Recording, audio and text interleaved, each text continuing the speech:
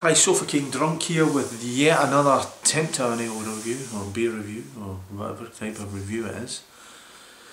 What I'm going to review just now, Sofa King Drunk is my name, and this one claims to be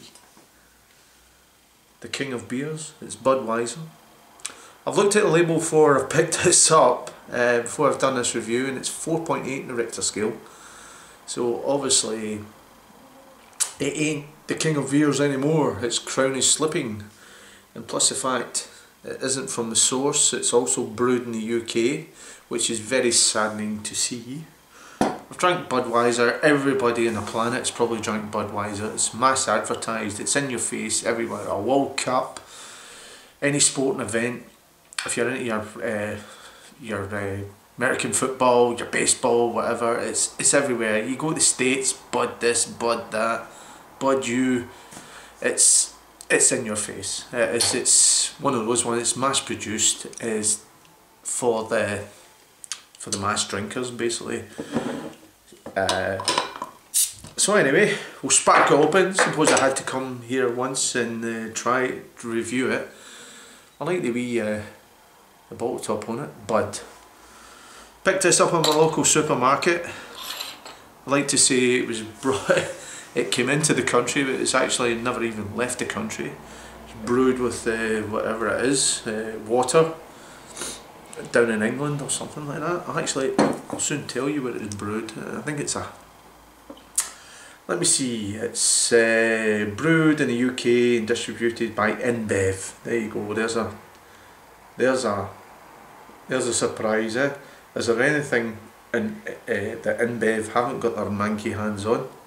A lot of people won't drink InBev beers. You've got to have a go at these things. You know what I mean? Like a Budweiser. See anyone who's going, oh Bud, oh man, I like my Bud and all that, and they've never been to America. Well, obviously, you're not tasting the proper thing anyway. So anyway, moving on. That was a wee rant finished, if that was such a thing. Moving on. It's a nice, big, generous bottle. It's a actually, what is it? I can't see. I need to get the eye furniture on again. Sign of age. It's a 660ml bottle again. Picked it up in the local supermarket for $1.50. That was probably what, over about $2. Over $2 for the Americans. $1.50. What do you think?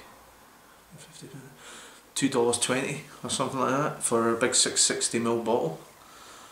So there you go. Pour it in. The bog standard light gold colour of Bud, which always amazes me if with its carbonation, very highly carbonated. Nice little head sitting on that actually. The Bud.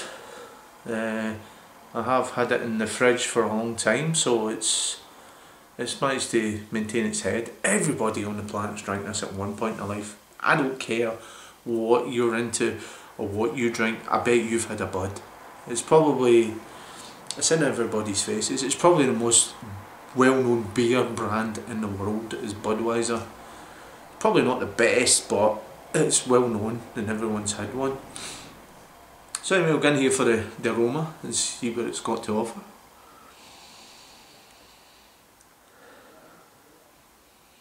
It's got light bready notes on it. A bit of rice coming through there as well. It's kind of rice and barley. I always remember drinking this as a teen in Glasgow when it was straight from the source. It came straight from America. They used to have the born on and then the date, which was quite refreshing to know. So you looked at the date and you go, oh my god, I got that beer, and it was only, well, when we got it, maybe it might have been a month, whereas I've been in the States before and I've had it and it was born like a week before, which was really intense, and it was a nice experience knowing that you were getting really fresh beer. That's what they pride themselves on, their born dates, which is unusual. I think they're actually the only beer company in the whole planet. I might be wrong, but it's a bold statement to make, that actually the beer is born on a certain date. So anyway, I'm going to get in here and try it on the Budweiser, the UK version, ain't the States. So anyway, slangy va, Sofa King drunk, see what I can come up with.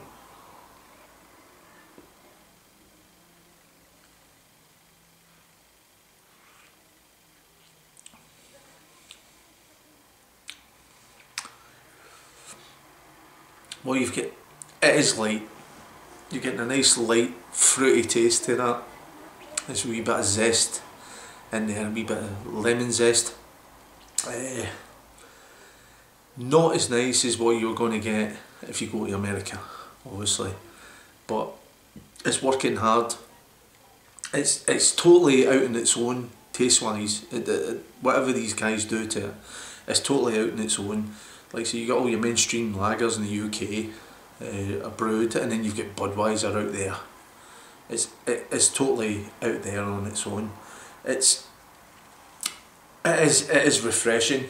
It's nice. It's a nice light one. If you want to drink something nice and light during the day, Budweiser's probably the thing to refresh your mouth. I actually think now, like, so looking back on it, I used to drink this when I was a teen, and I used to session on it. Did. There's no point in lying. A lot of people probably did session it, buy a box of Bud and sit at a party or sit in the house or even go down the pub. Used to be able to buy it at a reasonable price before it got ridiculous in price. You don't mind paying ridiculous in price if it's coming from America, but come on, this isn't coming from America anymore. It's brewed in the UK under license. So stop ripping the people off. And like because it's Bud, it's not. It likes a majority of folk that drink it, right, they probably think it is, oh, it's American and all that. They don't even look at the label. It's not anymore. It's not America. It's America. It's an American idea that's brought in the UK and it's brewed here in the UK. So that's what you're getting now. It's not as nice as an American Bud for the simple reason is the water isn't right.